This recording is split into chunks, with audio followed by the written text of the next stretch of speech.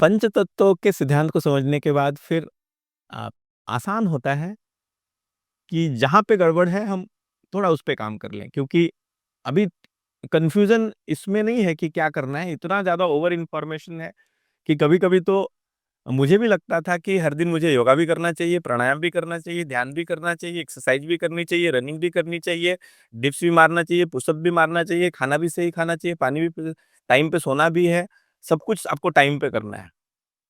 पर इससे आपकी वायु तत्व और आकाश तत्व इतनी बिगड़ जाती है, आपको उसका ही डिप्रेशन होने लगता है कि यार ये नहीं कर पाए, इसके कारण मेरे को ये दिक्कत हो रहा है, ये नहीं कर पाए, इसके कारण मेरे को ये प्रॉब्लम हो रहा है, मेरा डाइट आज खराब हो गया, मेरा आज उसके साथ में गुस्सा हो गया, या उसके साथ मेरी वार्तालाप सही नहीं रही, उसके साथ संबंध सही नहीं हुआ। तो इतनी सारी चीजें नहीं की जा सकती है और वो पॉसिबल भी नहीं है। तो सबसे सरल और सहज यही है कि जितनी जरूरत है उसको हम शरीर को मदद करें, उसको बैलेंस करने में, एंड बाकी सेल्फ मोड में बॉडी को होने दें। हम देखें कि क्या-क्या डिस्टर्ब कर रहा है, और ये डिस्टरबेंस अंदर के पंच तत्व हैं या हमारे इनपुट्स जो बाहर से हम पंच तत्व बॉडी में डाल रहे हैं खाने के रूप में, पानी के रूप में, हवा के रूप में, ब्रीदिंग के रूप में, इवन हमारी पोस्चर के रूप में, अलाइनमेंट के रूप में, ये डिस्टर्ब पैदा कर रहा है। तो हमें उतना ही करना है।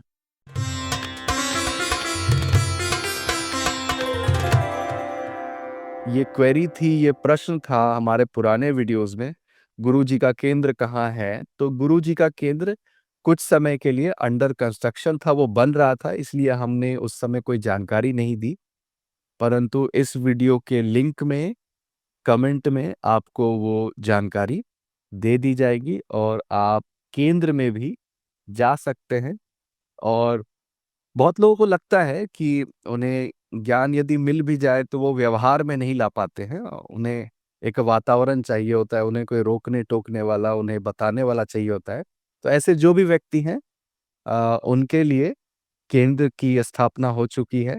आप वहां पर आइए, जुड़िए, और जो भी ज्ञान का लाभ हुआ है उसको अपने जीवन में भी उतारिए। इस पर गुरुजी आप यदि केंद्र के ऊपर कुछ कहना चाहेंगे? जी। यस, बिल्कुल कहना चाहेंगे, और बहुत सोच समझ के इस केंद्र को डेवलप किया गया है, और इस केंद्र का मूल भाव ही यही है कि यहाँ पे हम जो वैदिक तरीके हैं उनको न सिर्फ ट्रेनिंग के माध्यम से दे बल्कि एक्सपीरियंस भी करवाएं। और मुझे लगता है ये इस प्रकार का इंडिया का पहला सेंटर है जो ट्रेनर सेंट्रिक बनाया गया है, जो non patient and patient centric बनाया गया है, जहाँ पे पेशेंट को हॉस्पिटल वाली फीलिंग, चाहे तो जो अभी मॉडर्न मेडिकल साइंस की हॉस्पिटल्स है या इवन आयुर्वेदिक और जो नेचुरोपैथिक हॉस्पिटल्स है, वो फीलिंग भी कम आएगी। तो बहुत ही लर्निंग जो है वो फन के इन्वायरमेंट में होगा। तो यहाँ का थीम ही रखा हुआ है, heal with fun, wellness with fun. तो उसी उसी इन्वायरमेंट में, क्योंकि पंच तत्व हमेशा लगता है हमें कि वो पंच तत्व खेलते रहते हैं, उनकी अपनी एक रिदम है, अपनी एक खेल है, और उसी खेल में जब हम अपने आप को डुबाते हैं तो हीलिंग भी अपने आप होने लगती है। क्योंकि हमें बिल्कुल ऐसा लगता है कि कोई भी थेरेपी खराब नहीं है, कोई भी थेरेपी बिना काम की नहीं है, कोई भी मेथड बिल्कुल बकवास नहीं है, वो खराब नहीं है। इवन मॉडर्न मेडिकल साइंस की मेथड्स भी बहुत अच्छी है। ओनली जो लर्निंग की जरूरत है, जो मेरे गुरुजी ने बताया, वो है हमारी खुद की कस्टमाइजेशन, कि हमारे कौन से एलिमेंट डिस्टर्ब हैं, और उस डिस्टरबेंस के हिसाब से आइडेंटिफाई योर एलिमेंटल ब्लूप्रिंट, और ब्लूप्रिंट को डिफाइन करने के बाद उससे रिलेटेड थेरेपीज अगर हम करें तो वो लॉन्ग टर्म, सस्टेनेबल और ज्यादा साइंटिफिक होंगे और सिंपल भी होंगे। सो कम चीजें करके हम अपने सेहत को कैसे इम्प्रूव कर सकते हैं इस इन्वायरमेंट में जहाँ पे बहुत ज्यादा पॉल्यूशन है, खाने में, पीने में, विचारों में, इन्वायरमेंट में, सब जगह पे मिलावट है।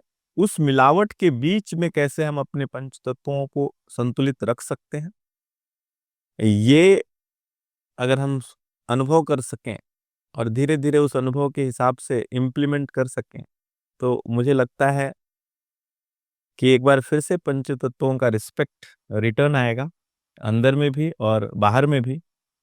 और जो थेरेपीज़ हैं, एक्सटर्नल जो हम थेरेपीज़ कर रहे हैं, उसकी ज़रूरत कम पड़ेगी, हीलिंग सेल्फ होने लगेगी और इसी को हमारे गुरुजी ने सेल्फ केयर का नाम दिया। यही सबसे अच्छा केयर है, जब चीज़ें खुद से होने लगे। बहुत सुंदर। तो आप जो बातें अभी रख रहे थे गुरुजी, तो एक दिमाग में एक प्रश्न उठ रहा था कि ऋतु का इम्पोर्टेंस ज़्यादा है या जो हमारे शरीर में सिम्पटम्स घट रहे हैं या जो हम डायग्नोसिस करते हैं, अगर हम हुँ। तुलनात्मक रूप से कहें, तो क्या चीज़ें हमें ध्यान देनी चाहिए? अभी शरद ऋतु भी जैसे अ, उससे हम गुज़र रहे हैं। जी। तो इस ऋतु का भी एक हमें सम्मान करना चाहिए या अब इतनी ऋतुएँ ही बदल रही हैं, ठंडे में बारिश हो जा रही है, तो जी, तो अब ऋतु का ही पैटर्न इतना स्थिर नहीं है, तो क्या उन नियमों को भी बदलने की ज़रूरत है? यदि इस पर आप प्रकाश डाल पाएँ? जी। सो मूल तो मुख्य जो होता है वो तो हमारी शरीर की सिग्नल होती है, वही मूल है, वही मुख्य है, जिसको हम बॉडी सिग्नल बोलते हैं। शरीर जो बोल रहा है, वो अल्टीमेट है, वही फाइनल है। जैसे अवस्था के हिसाब से या दिन के हिसाब से दोपहर में भूख लगनी चाहिए, ऑटोमेटिक है ये। लेकिन अगर शरीर आपको बोल रहा है, सुबह-सुबह ही बोल रहा है कि भूख लग गई, तो वो ज़्यादा एक्यूरेट है, वो ज़्यादा परफेक्ट है। तो पहली रिस्पेक्ट तो हमें शरीर के सिग्नल को देना है, शरीर के सिम्पटम को देना है। शरीर जो बोल रहा है, शरीर मोटा-मोटी 5 एलिमेंट हैं, पाँचों एलिमेंट के बढ़ने, कम होने और इम्बैलेंस होने या अशुद्ध होने पे, तो 15 प्रकार की सिग्नल्स देता है ये। तो उस सिग्नल्स के हिसाब से या और अगर हम उसको छोटा करें, तो हर एक एलिमेंट का एक-एक सिग्नल होता है और उसको और छोटा करें, तो वात, पित्त, कफ के हिसाब से 3 बड़े सिग्नल्स होते हैं। तो 3 मिनिमम सिग्नल्स तो हमें जानने ही चाहिए, जैसे कि कफ कफ में आपको पता ही कफ होने लगती है, पित्त में एसिड होने लगती है और वात में वायु भर जाती है, वायु होने लगती है या पेन होने लगता है। ये मिनिमम छोटे से छोटे जो सिग्नल्स है ये 3 है। या तो आपके बॉडी में म्यूकस बन रहा है, कफ़ी हो रहा है या तो एसिड बन रहा है या वायु बन रहा है और उस तीनों का आपको फ़ील हो रहा है कि ये चीज़ें हो रही है।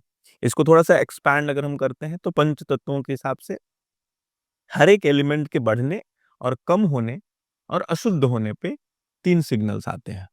जैसे अगर हम अग्नि को ही ले लें, तो अग्नि अगर बढ़ता है, तो बहुत ज़्यादा एसिड लगती है, शरीर में गर्मी लगता है, हो सकता है शरीर में फुंसियाँ निकलने लगे। वो बहुत ज़्यादा अगर लंबे समय तक बढ़ा हुआ रहेगा, तो हो सकता है हार्मोनल तक चेंज हो जाए, अंदर से वो भी डिस्टर्बेंस पता चले और उसके फिर लॉन्ग टर्म में फिर सिम्प्टोमेटिकली भी या फिर रिपोर्ट्स में भी वो चेंजेस निकल के आ जाए। वही अगर अग्नि तत्व कम होता है, तो फिर भूख पे फ़र्क पड़ती है, भूख कम लगती है, मंद अग्नि होती है या बहुत ही स्कैटर्ड अग्नि होती है या खाना पचता नहीं है, इंडाइजेशन होता है। और जब अग्नि अशुद्ध होती है, तो बहुत फ्लक्चुएट रहता है। ऐसा लगता है कि कभी बहुत भूख भी लग गई और खाना खा लिया तो डाइजेस्ट भी नहीं हो रहा है। थोड़ी-सी भी क्वांटिटी हमने ज़्यादा खा लिया, तो फिर इंडाइजेशन होने लगता है, गैस होने लगती है। तो अग्नि तो है, अशुद्ध है, उसमें शुद्धता नहीं है। इट इज़ लाइक कि वर्कफ़ोर्स तो है, लेकिन उसमें स्ट्रेंथ नहीं है। और बहुत सारा जो हमें फीलिंग आती है कि एसिड हो रहा है, खाना खाने के बाद एसिड बढ़ जाती है, कुछ पी लिया तो एसिड बढ़ जाती है। तो बॉडी एसिड छोड़ता ही है उसको पचाने के लिए और क्योंकि उस अग्नि में उतनी शुद्धता नहीं होती है, तो उसको पचा नहीं पाता है तो और ज़्यादा छोड़ता है। और ज़्यादा जो पित्ताग्नि है, वो रिलीज़ होती है या जठराग्नि है, वो रिलीज़ होती है और जिसके कारण और सिम्पटम्स आते हैं कि और एसिड-एसिड लग रहा है। तो अशुद्ध अग्नि की पहचान ही यही है कि आपको खाने के बाद ज़्यादा एसिड निकल रहा हो।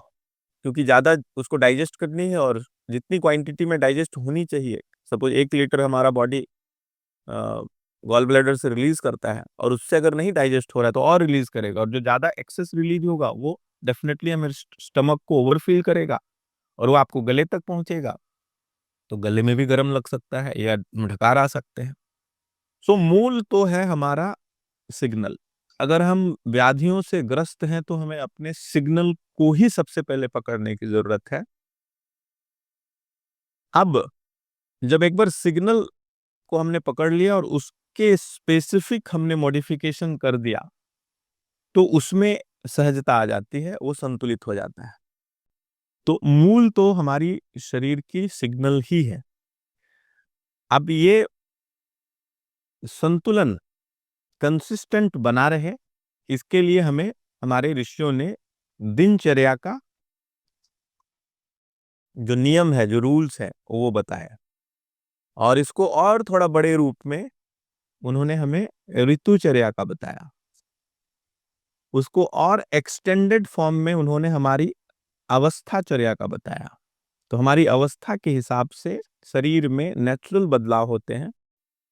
हम जब जवान होते हैं तो अग्नि बढ़ जाती है, हम जब बूढ़े होते हैं तो वायु बढ़ जाती है, हम जब और ज्यादा बूढ़े होते हैं तो आकाश बढ़ जाती है या कम हो जाती है, डिस्टर्ब हो जाती है। जब हम बचपन में होते हैं तो हमारी पृथ्वी तत्व और जल तत्व बढ़ती है, उसकी जरूरत भी होती है, तो हमें ज्यादा कफ होता है, बीच में हमें पित्त होता है, और वृद्धावस्था में ज्यादा से ज्यादा वात वाले से प्रॉब्लम्स होते हैं। तो तत्वों के बदलने से, अवस्था के बदलने से, ऋतु के बदलने से, दिन के बदलने से, मुहूर्त के बदलने से, घड़ी के बदलने से तत्व बदलते हैं।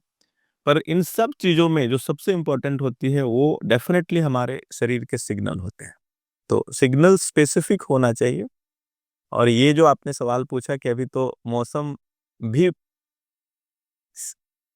अपने स्वरूप में रहे नहीं, वो भी कभी भी बदल रहे हैं, तो ये वाले सिचुएशन में तो डेफिनेटली हमें अपने तत्वों के साथ जोड़ना ही चाहिए। जो शरीर के सिग्नल के साइंस को समझना चाहिए कि हमारे शरीर में एसिड हो रही है, तो ये एसिड एसिड के कम होने वाली एसिड है या एसिड के ज्यादा होने वाली एसिड। हर चीज का सिग्नल दो है। आंखों से आंसू आ रही है तो या तो खुशी ज्यादा है या तो खुशी बहुत कम है। दोनों कारण में आंसू आ सकते हैं। या तो बहुत आप आनंद में आ गए तो खुशी वाले आंसू हैं, या बहुत दुख में आ गए तो दुखी वाले आंसू हैं। दिखने में सिग्नल वो दुख वाला दिखेगा। तो एसिड हो रही है तो या तो शरीर में एसिड बढ़ गया है, या तो एसिड बिल्कुल कम है। कम है तो शरीर उसको एसिड को प्रोड्यूस करने वाले सिग्नल्स जो देगा वो भी एसिडिक ही लगेंगे। इट विल शो कि बहुत एसिड हो गई है। और यहीं पे कभी कभी हम मिस्टेक करते हैं कि एसिड हो रही है तो हम फिर नॉन एसिड वाली चीजें खाते हैं। इनफैक्ट अगर आप इसको अभी के टाइम से कोरिलेट करेंगे तो आप एक जनरल चीज नोटिस करेंगे। बहुत सारे लोग जो खाना खाते हैं और खाना खाने के बाद वो लोग कोल्ड ड्रिंक पीते हैं, अ, जो कि अनहेल्दी है, लेकिन वो बहुत हाईली एसिडिक है। उसकी pH value sum around 4 pH के आसपास है, जो नॉर्मल हमारे जल के पीएच से या एसिड वैल्यू से 100 टाइम्स ज्यादा है। हमारा ब्लड पीएच 7.56 के आसपास है, तो पानी भी उसी रेंज में होना चाहिए। This is 4, every 1 point is 10 times lower in acid. जो हाइड्रोजन की पोटेंशियल है वो उतनी कम होती है उसमें। सो ये लोग कोल्ड ड्रिंक पीते हैं एंड दे फील कि मेरा डाइजेशन अच्छा हो गया, तो एसिड सपोर्ट करते हैं उससे। और उस सिचुएशन में उनको ये मालूम होना चाहिए कि उनकी एसिड बॉडी में बनती तो है खाना पचाने वाली, लेकिन अब उसमें स्ट्रेंथ नहीं बची, अशुद्ध हो गई है या तो कम बनती है। तो उनको इसके कारण इसकी जरूरत होती है and they feel good. But उसके दूसरे साइड इफेक्ट्स के कारण वो बहुत हार्मफुल है, क्योंकि उस चीज को न्यूट्रलाइज करने के लिए, क्योंकि एक्सटर्नल है, आपके बोन से अल्कलिनिटी को वो खींचता है एंड उसको न्यूट्रलाइज करता है। तो on giving your bone weakness, आपके खाना को पचा रहा है, जबकि बॉडी अगर खुद से उसको प्रोड्यूस करे तो हमारे बॉडी के दूसरे ऑर्गन्स को, खास रूप से बोन्स को, वो बहुत कम छेड़ेगा। वहां से उसको न्यूट्रलाइज करने की जरूरत नहीं पड़ेगी। तो हम लोग बहुत ही प्राइमरी लेवल का एक प्रोग्राम करते हैं पंच तत्वों के ब्लूप्रिंट का। ये 15 सेशंस हैं, हर एलिमेंट के ऊपर 3 सेशन। तो एक सेशन में एलिमेंट के बारे में थोड़ा जानते हैं, उसका कनेक्शन हम अपने शरीर के साथ समझते हैं कि पृथ्वी तत्व एग्जैक्टली है क्या। ऐसे तो पृथ्वी तत्व हमें पता है, एक स्ट्रक्चर है। तो हमारे बॉडी का भी जो स्ट्रक्चर है वो पृथ्वी तत्व डिजाइन करता है। और स्ट्रक्चरल जो डिसबैलेंस है, ये सबसे बड़ी बीमारी है। तो सबसे स्ट्रांग भी है, सबसे आकृति धारक भी है, हमारे शरीर में भी वो है, बाहर में भी वही है। इवन जो बाहर में अगर हम डिस्ट्रक्शन करते हैं, स्ट्रक्चर आकृति को बदलते हैं, नेचुरल स्ट्रक्चर को, पहाड़ों को तोड़ करके हम शहरें जो बिठा रहे हैं, अगर आप देखेंगे तो ओवरऑल डिसबैलेंस का कारण ये भी है। नीचे में हम न्यूक्लियर ब्लास्ट कर रहे हैं या पानी में कुछ चेंजेस कर रहे हैं, स्ट्रक्चरली अगर हम चेंज करते हैं तो वो सबसे बड़ा डिस्ट्रक्शन है, जिसको हम बोलते भी हैं कि भगवान का प्रकोप है, उनका बदला है, हमने उनको छेड़ा तो वो अब छेड़ रहे हैं। बट ये एक तरीका है संतुलित करने का, नेचर का भी और हमारे बॉडी का भी। तो बीमारियां भी ये स्ट्रक्चरल चेंजेस पे, डिफॉर्मिटीज पे या एक्सेस पे, किसी के गांठ बढ़ जाते हैं, स्ट्रक्चर बढ़ जाती है, किसी की ट्यूमर बढ़ जाती है, या किसी को एकदम ही ड्राई हो जाता है, सूख जाता है, हड्डियां सूख गई हो, या तो फिर घिस गए हो, या तो बढ़ गया या घिस गया। तो स्ट्रक्चरल चेंजेस पृथ्वी तत्व, मूवमेंटल चेंजेस जल तत्व जो मूवमेंट है, फिर अग्नि तत्व, खास रूप से जो ट्रांसफॉर्मेशन है, कोई भी ट्रांसफॉर्मेशन वो अग्नि से ही होती है। इसके कारण आयुर्वेद में भी अग्नि को मूल बोला गया। तो ये बीच में भी है, सेंटर में भी है। तो अगर हमें सही में स्वस्थ रहना है, न सिर्फ शारीरिक रूप से, मानसिक रूप से, ऊर्जाओं के रूप में, हर प्रकार से, तो अग्नि तत्व को अगर हम थोड़ा सा समझें, अग्नि तत्वों का प्रभाव को समझें, शरीर में अवस्था के हिसाब से अग्नि के बदलाव को समझें, मौसम के हिसाब से, ऋतु के हिसाब से, इवन किसी के बात पे अगर मैंने आपको कुछ बोल दिया तो हमारी अग्नि बदल जाती है। या तो हम बहुत गुस्से में आ जाते हैं या बिल्कुल शांत हो जाते हैं। तो अग्नि से वायु भी बदलती है, आकाश भी बदलता है, जल भी बदलता है, अग्नि सेंटर में।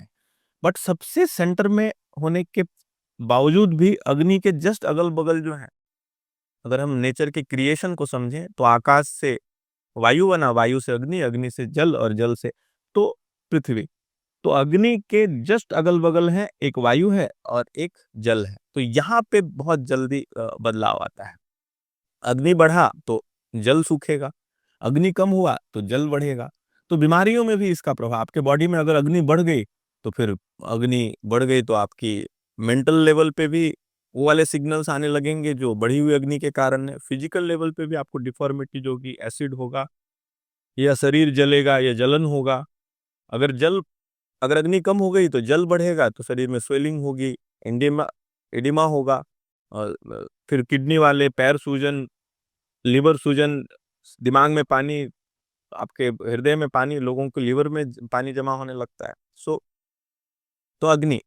और फिर वैसे ही वायु तत्व, तो वायु तत्व के बढ़ने और कम होने या इम्बैलेंस होने से खास रूप से हमारी जो थिंकिंग एबिलिटी है या मूवमेंटल एबिलिटी है, स्ट्रेचिंग एबिलिटी है, अ, या आप समझ लीजिए कि जो फ्लेक्सिबिलिटी है, फ्लेक्सिबिलिटी पे प्रभाव आता है। तो जितना हमारा वायु तत्व शुद्ध रहेगा उतना हम ज्यादा फ्लेक्सिबल भी रहेंगे, वो मूव कर पाएंगे इधर उधर। एंड देन आकाश तत्व मतलब इलास्टिसिटी। इलास्टिसिटी मतलब अगर पूरा जो धर्म है, खास रूप से सनातन वैदिक धर्म जो है, वो आकाश तत्व पे काम करता है कि आदमी कुछ भी बोल दे, आपको कितना भी खींच ले एक रबड़ की तरह, आपको कितना भी डिप्रेस कर दे, आप फिर से सेंटर में आ जाओ, क्योंकि वो इलास्टिक है, वो बिल्कुल हार्ट की तरह। कितना भी आप दौड़ लो, फिर से वो तुरंत शांत हो जाए, बिल्कुल श्वास की तरह। आप कितना भी जल्दी जल्दी सांस ले लो या तेजी से कर लो या कुछ भी कर लो, फिर से वो अपने रिदम में आ जाएगा। तो इलास्टिसिटी इज ऑल अबाउट अपने खुद के सेंटर में फिर से आ जाना। तो आकाश तत्व यानी कि कितना भी चीज आ जाए, फिर से आप अपने मूल स्वरूप में आ जाओ, आकाश में समाहित हो जाओ और आप शांत हो जाओ। सो ये पांचों तत्व को अगर हम एलिमेंटल वाइज एक-एक दिन समझते हैं उसका क्या स्वरूप है हमारे बॉडी में, तो आपको सिर्फ़ उतना ही काम करना है। अगर बढ़ गया है तो डिटॉक्स करना है, कम हो गया है तो नरिश करना है, अशुद्ध हो गया है तो अलाइन करना है। तो फिलॉसॉफिकली 5 एलिमेंट को समझना है, और थेरेपेटिकली हमें उसको या तो डिटॉक्स करना है, या नरिश करना है, या तो अलाइन करना है।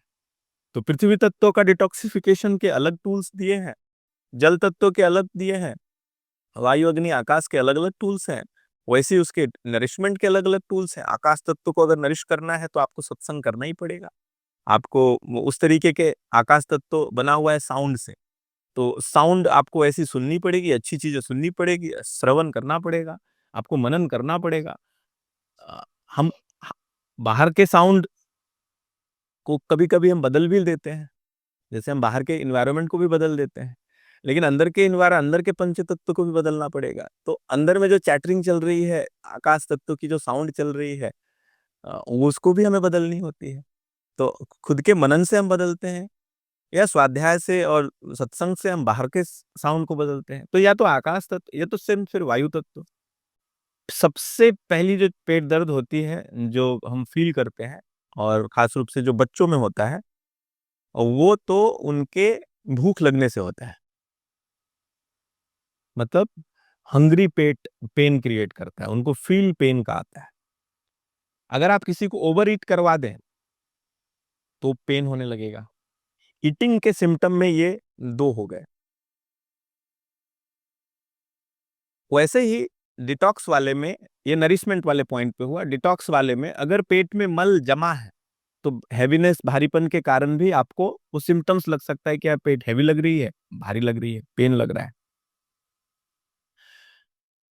वायु वाले अगर हम सिग्नल देखें, तो ये बहुत लोगों को फ़ील भी है कि आप खाना खाते हो और ब्लोट होने लगता है। आप खाना क्वांटिटी वाइज़ भी ठीक है, बहुत ज़्यादा नहीं खाया, लेकिन अब वायु रुकी हुई है। अमाउंट ऑफ फूड नहीं, वायु रुकी हुई है, वायु तत्वों का डिस्टर्बेंस है, वायु रुक गई है, वायु रिलीज़ नहीं हो पा रही है। तो सिर्फ एज़ अ सिग्नल, एक एडिशनल सिग्नल उसमें ऐड होगा, वो ब्लोट होगा, ये फूलेगा थोड़ा-सा, एंड देन फिर पेन होगा। पेन के टाइप भी बदलते बदलते हैं। खास रूप से वायु वाले जो पेन है, वो चुभेंगे, सुई की तरह चुभेंगे, बहुत ही उस सेंट्रिक होंगे। जो जल तत्व वाला पेन होगा, वो हैवी पेन होगा, मूवमेंटल पेन होगा। ऐसा लगेगा कि इधर हो रहा है और इधर से मूव कर रहा है, बॉडी में अलग-अलग पोर्शंस में मूव कर रहा है। मल जमा होने वाला या ओवर ईटिंग वाला जो पेन होगा, वो हार्ड पेन होगा, एक ही जगह होगा, हार्ड, एकदम सेंट्रिक होगा, एक जगह पे पेन हो रहा है, होते जा रहा है। आप उसको दबा रहे हो तो भी दर्द हो रहा है, साँस खींचोगे तो भी दर्द होगा, छोड़ोगे तो भी दर्द होगा, एनी टाइम। वायु वाले में हो सकता है जब आप साँस छोड़ो तो उस समय अच्छा लगे, साँस लो तो दर्द करे। तो बहुत ही मूवमेंट होगी। इंडाइजेशन, अग्नि तत्व के डिस्टर्बेंस के कारण।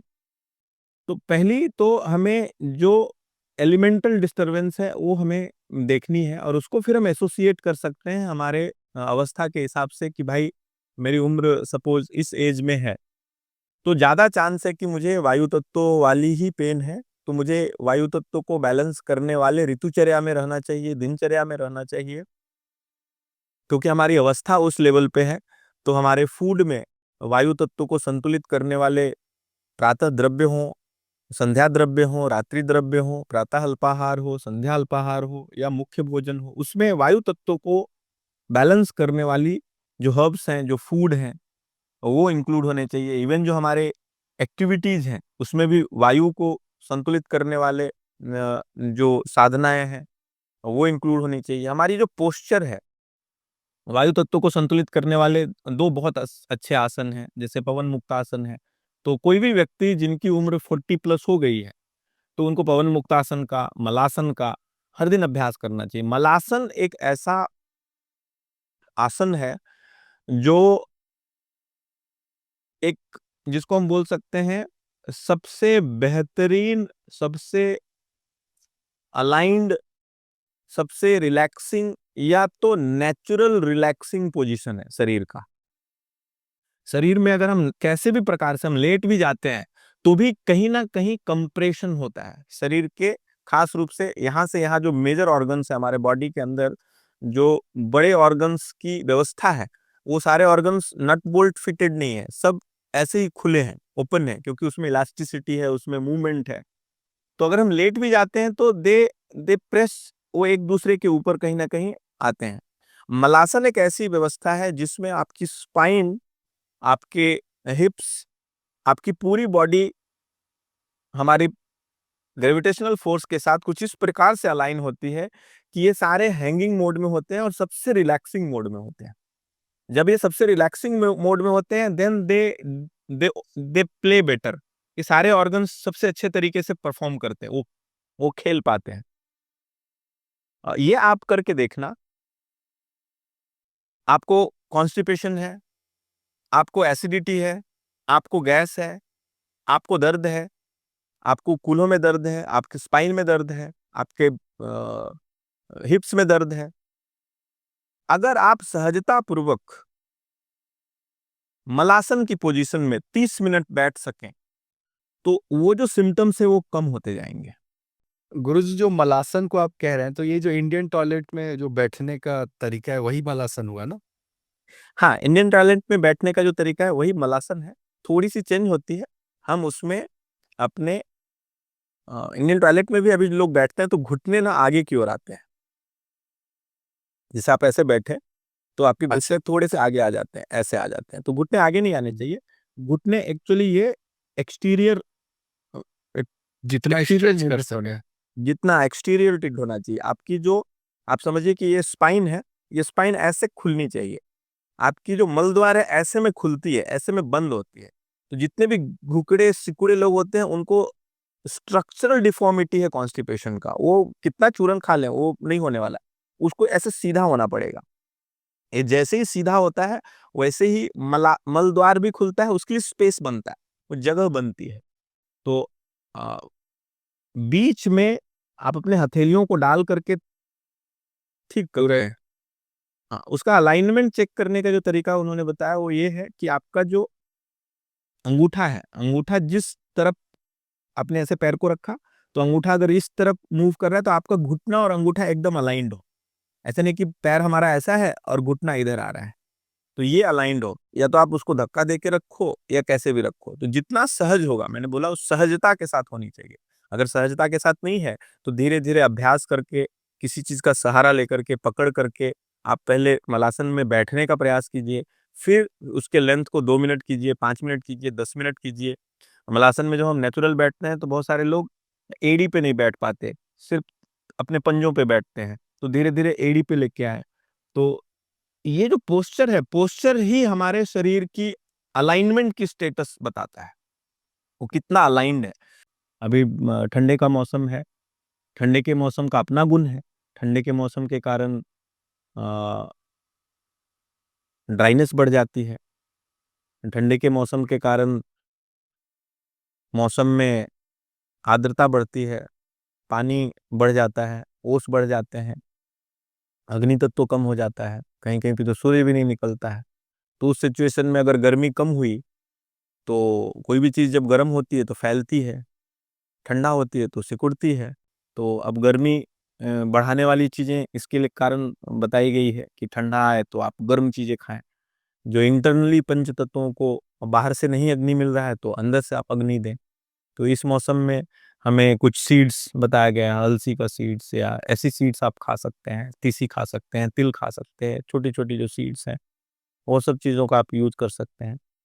अ, हर चीज़ के अपने गुण हैं, सब बहुत बढ़िया है, लेकिन बढ़िया तब है जब वो हमारे तत्वों को संतुलित करने में मदद करे। नहीं तो नॉर्मली अभी जो चलता है यूट्यूब पे, जो नॉलेज की धारा चलती है, उसमें कोई एक एक वीडियो वायरल हो जाता है, यार अलसी तो बहुत अच्छा है, और जहाँ मौसम गर्म है या जो व्यक्ति जवान है उसकी अग्नि ऑलरेडी जल रही है, अब वो भी अलसी खाया जा रहा है, तो वो तो फिर तो वो गड़बड़ कर देगा, उसको और ज्यादा डिस्टर्ब कर देगा। न्यूट्रिशनिस्ट ये बताएंगे कि खीरा खाना है, आयुर्वेद बताएगा कब खाना है, किसके साथ खाना है, कब नहीं खाना है। अ, मतलब विष और अमृत जो है वो एक ही जगह मौजूद है। डिपेंड करता है कि आपका शरीर पहले तो मान रहा है कि नहीं। आज तो आपने अवस्थाचर्या भी बता दी कि चाहिए कि नहीं, वो आपको देखना है। विटामिन मिनरल्स के नाम पे आपको उस चीज को नहीं लेना। अब मैं मिलेट्स पे भी देखता हूँ, अभी क्या है कि हर चीज क्या होती है, मिशन के रूप में आ जाती है। कि अब खाना है तो पूरे भारत में एक अब मिलेट है, सब लोग अब ओट्स खा रहे हैं, दलिया खा रहे हैं। तो इस पर जाते-जाते यदि आप इस पे बता दें कि ये कब बहुत बेहतर है, किस तरह के व्यक्ति को खानी चाहिए, किस तरह के व्यक्ति को नहीं खानी चाहिए, किस कॉम्बिनेशन में और किस समय? जी। सिंपल इतना ही हमें समझना है कि नेचर की बनाई हुई हर चीज में गुण है, और जो रिसर्चर्स होते हैं या जो मेरे जैसे लोग होते हैं, वो उसके गुण का व्याख्यान करते हैं। अब आप मुझसे इन्फ्लुएंस है, तो जो मैं व्याख्यान करूंगा उसको आप एक्सेप्ट करना शुरू कर दीजिएगा, पर तरीका वो नहीं है। गुरुकुल ये सिखाता है कि उसके ये गुण हैं, आपको उस गुण की ज़रूरत है क्या? आपको उस धर्म की ज़रूरत है क्या? आपको उस चीज़ की ज़रूरत है क्या? तो मिलेट बहुत अच्छा है, लेकिन मिलेट के अपने गुण हैं। कुछ मिलेट बहुत ज़्यादा गर्म होते हैं, तो एक्चुअली वो उन जगहों के लिए बनी थी जहाँ पे ज़्यादा ठंडक है। अब यूपी बिहार का आदमी गर्मी के मौसम में मिलेट खाने लगे, जहाँ पे ऑलरेडी हीट है, या राजस्थान का आदमी खाने लगे, या उस साइड का आदमी खाने लगेगा, तो बहुत दिक्कत हो जाएगा। अब फर्मेंटेड फूड तमिलनाडु और इस साइड के लोग खाएँगे तो बहुत अच्छा है। अब उधर का आदमी पहले तो पता भी नहीं था, आप झारखंड में हैं, आपको आपको बहुत ज़्यादा फर्मेंटेड फूड ऑल 12 ऋतु में, 12 महीने में तो नहीं मिलता था ना। आपको गर्मी में ही सिर्फ़ वो माड़ भात या फर्मेंट करके आप खाते थे। अब इडली सांभर तो मुझे नहीं लग रहा, मैं भी खुद वहाँ का हूँ, तो वो है ही नहीं, कल्चर में ही नहीं है। हमें तो वहाँ पे पराठे मिलते हैं, तो उस तरीके का वहाँ का एनवायरनमेंट है। मिलेट बहुत अच्छा हो सकता है, पर कौन से स्थान पे, कौन से व्यक्ति को, कौन से सिग्नल्स में, सिर्फ न्यूट्रिशनल वैल्यू को देख करके। सबसे अच्छा एग्जाम्पल दिया था डॉक्टर विश्वरूप राय चौधरी जी ने। सबसे ज्यादा जो प्रोटीन तो इसमें होता है, बाल में शायद होता है, तो बाल आदमी खाने लगे क्या? नहीं खा सकता है। सो या वुड में होता है, कुछ इस तरीके का एग्जाम्पल उन्होंने दिया था। तो ऐसा नहीं कर सकते हैं। हमारी जो कल्चर रही है, या हमारे जो पूर्वज बाय डिफ़ॉल्ट खाया करते थे एज़ अ फूड, अगर हम बात करें, तो वो ज़्यादा सहज था, ज़्यादा साइंटिफिक था और सिंपल भी था। अब व्यक्ति को पता ही नहीं, अब वो मिलेट बनाना सीख रहा है, सीख भी ले, कर भी ले, अच्छा वो काम भी कर जाता है। कभी-कभी अभी किसी के बॉडी में अग्नि तत्व कम है, लकीली उसको मिलेट मिशन का कोई वीडियो मिल गया, और हमारे कादर वली जी से जुड़ गए, मैं उनका रिस्पेक्ट करता हूँ। और लेकिन अगर उस व्यक्ति को हम मिलेट्स खिलाते चले जाएँ, तो बहुत फ़ायदा कर जाएगा अगर अग्नि तत्व डिस्टर्ब है तो, और सही में उसने सही कोदो ले लिया या उस मिलेट का कंज़्यूम शुरू कर दिया, तो बहुत फ़ायदा हो जाएगा उसको।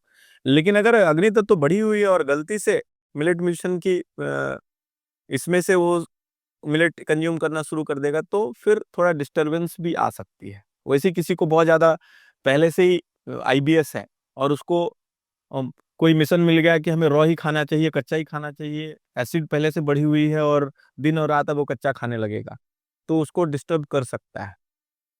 क्योंकि अंदर में उसकी अगर कफ नहीं है, इंटरनल इंटेस्टाइन में कफ क्षय हो चुका है, तो हमें उसको बढ़ाने की ज़रूरत है। और ये जो डिस्टर्बेंस है, इसको हमारे योग रत्नाकर में हमारे ऋषियों ने बहुत अच्छे से बोला है, और इसके कारण अभी हम लोग इवन हमारे कम्युनिटी में एक सेशन करते हैं कि योग रत्नाकर में एक बीमारी के कितने सिम्पटम्स दिए हैं, हम जितने सोच सकते हैं। वायु से होने वाले लगभग 80 प्रकार के विकार और more than 30 types of symptoms body create करती है। तो इन सबको स अक्षर जो उन्होंने बताया है, वो हम लोग सीखते हैं कम्युनिटी में। उसमें एक योग रत्नाकर है, अगर आप बीमार हैं तो योग रत्नाकर ले लीजिए, किसी का भी ले लीजिए, सूत्र वही है, थोड़े बहुत अर्थ में बदलाव आएगा। आपको अध्यात्म से जुड़ना है तो पतंजलि योग सूत्र डेफिनेटली पढ़िए, छोटी-सी बुक है। और थोड़ा डीप में अध्यात्म से जुड़ना है तो आदि गुरु शंकराचार्य का तत्वबोध बुक ले लीजिए, तीसरी बुक हो गई। और प्रैक्टिकल जीवन को जीने के लिए फिर हमारा मद भगवत गीता, उसका सहारा लीजिए। और डीप स्पिरिचुअलिटी को सीखना है तो अष्टावक्र गीता। तो ये 5 किताब से ज़्यादा कोई ना मोटिवेशन की ज़रूरत है, ना कोई और चीज़ की ज़रूरत है, यहाँ पे सारे समाधान मिल जाएँगे। अब हमें टीचर चाहिए जो इन 5 किताबों को सहजता से हमारे विजित जीवन में सिखा सके, तो मैं तो आह्वान भी करता हूँ जो लोग इन सब चीज़ों में जुड़ रहे हैं और इवन सेंटर का उपयोग कर सकते हैं इन पंच तत्वों का ज्ञान को फैलाने के लिए। हर बार की तरह इस बार भी बहुत आनंद आया गुरुजी आपके साथ चर्चा करके। और दर्शकों के लिए इस बार संपर्क सूत्र भी है, इस बार केंद्र भी है। तो आप जो जिज्ञासा, बहुत लोगों में जिज्ञासा जागी, फिर वो शांत नहीं हुई कि अब हम कहाँ जाएं, अब हमें और सीखना है और जानना है। तो गुरुजी ने केंद्र को पहले भी चलाया था, वो उस समय वो रिजॉर्ट के रूप में बन रही थी, तो कुछ समय के लिए केंद्र को रोका गया था, क्योंकि रिजॉर्ट जो एंटरटेनमेंट के लिए होता है, समय व्यतीत करने के लिए होता है वीकेंड्स में, और ये जो सात्विक केंद्र है, ये दोनों एक साथ चलने में दिक्कत आती है। तो इसका भेद करने में थोड़ा समय लगा कि रिजॉर्ट कहाँ होगा। और फिर आ, तो बहुत बहुत अभी धन्यवाद। नहीं, अभी तो दोनों चीजों को क्लब करके, और क्लबिंग ही होना चाहिए, सब सब कुछ सेपरेट नहीं होना चाहिए। हम हेल्थ के लिए अलग से समय निकालें और डिजीज के लिए अलग से समय निकालें, ऐसा नहीं होना चाहिए। हम अच्छा खाने के लिए अलग से दिन चुने कि इस दिन मैं अच्छा खाऊंगा, इस दिन गलत खाऊंगा, ऐसा नहीं। हर दिन कुछ ना कुछ तो डिटॉक्स होता है, हर दिन कुछ ना कुछ नरिशमेंट होता है, हर दिन कुछ ना कुछ गलत चीजें होती है, अच्छी चीजें होती है, उसको अलाइन करें। और यही कोशिश है। तो यहाँ पे हमारे पास पूरा रेंज है, पिज्ज़ा भी मिलेगा और जूस भी मिलेगा और सूप भी मिलेगा, पत्ते का जूस भी मिलेगा। दारू तो नहीं मिलेगी, बट हाँ, जो जो लोगों को आजकल जो पीते हैं बच्चे, आप बता भी रहे थे क्या, पास्ता वास्ता, वो सब भी मिलेगा। और हम चाह भी रहे हैं कि हम ऐसा रेजिस्टेंस क्रिएट करें कि अगर आपको जरूरत है तो आपके पास वो स्ट्रेंथ होनी चाहिए कि सामने रखा हुआ आपका फेवरेट फूड, पास्ता या मिठाई, वो सामने ही हो लेकिन आप ना खाएं। तो हम यहाँ पे सब चीज सर्व करेंगे, ऐसा रिस्ट्रिक्टेड नहीं है कि हम आपके प्लेट में दो ही चीज डालेंगे। अब आपके पास मजबूरी नहीं होगा, आपके अंदर स्ट्रेंथ डेवलप करने की कोशिश करेंगे कि मजबूरी नहीं है, this is my choice, that I will not choose this. Available तो सब कुछ है, हम यहाँ पे सब कुछ देंगे, और वही मकसद है। और इसलिए मैं इसको बोलता हूँ थोड़ा अलग, हम लोगों ने थीम से इस सेंटर को बनाया है कि रिस्ट्रिक्शन नहीं है, अवेलेबिलिटी, नेचर ने सब कुछ दिया और सब कुछ हमारे पास होनी चाहिए। हमें चूज करने की कैपेसिटी है और हमें सही चुनाव कर लेना चाहिए। ये शायद लॉन्ग टर्म परिवर्तन लाएगा। नहीं तो कोई, हम सेंटर में जाते हैं, इसके पहले भी जो हमने चलाया था तो हम रिस्ट्रिक्टेड फूड देते थे। अब वो आदमी 5-6 दिन में ऐसा उसके मन में आता था कि कैसे मैं छूटूं और टूटूं दूसरे फूड पे। तो भाई क्यों तुझे वैसा छूटना और टूटना है? हम यहाँ पे डेली आपको दे देंगे, आप डेली टूट सकते हो, आपको जो चाहिए आप टूट सकते हो। लेकिन अगेन, वंस यू अंडरस्टैंड कि अवेलेबल अवेलेबल तो है ही, बंधन में रह के उसको हम उससे दूर ना रहें, बल्कि सामने रह करके हम कॉन्शियस, इसी को तो मानव जीवन बोलते हैं, कॉन्शियस पूर्वक अपनी चेतना से हम चुनाव कर सकें कि हमें क्या करना है। सो क्लैरिटी से क्योर की तरफ जाए, ना कि बस मजबूरी से। बढ़िया बढ़िया। ठीक है जी। तो आपका भी फिर से इनविटेशन है, आपको भी बुलाता हूँ, आप भी आइए। यहीं से हम लोग करेंगे अगला पॉडकास्ट, अगर मौका मिला तो, या जब भी आपका इधर का दिन समय बनता है तो आप आइए। चलिए, धन्यवाद बहुत बहुत। और सभी लोगों को, नव वर्ष आने वाला है और अभी सब त्योहार पार हुआ, उन सब के लिए, उस सब में जिन लोगों ने भी नए नए संकल्प लिए हैं, उन सब संकल्पों के साथ उस आकाश तत्व को बनाए रखें। यही कामना, यही प्रार्थना, जिसने भी मेरे अंदर से बोला और आप सबके अंदर से सुना, उस दृष्टा से परम पिता परमेश्वर को मैं अपना वंदन अर्पण करता हूँ। मेरा वंदन स्वीकार करें। बहुत बहुत धन्यवाद, बहुत बहुत धन्यवाद।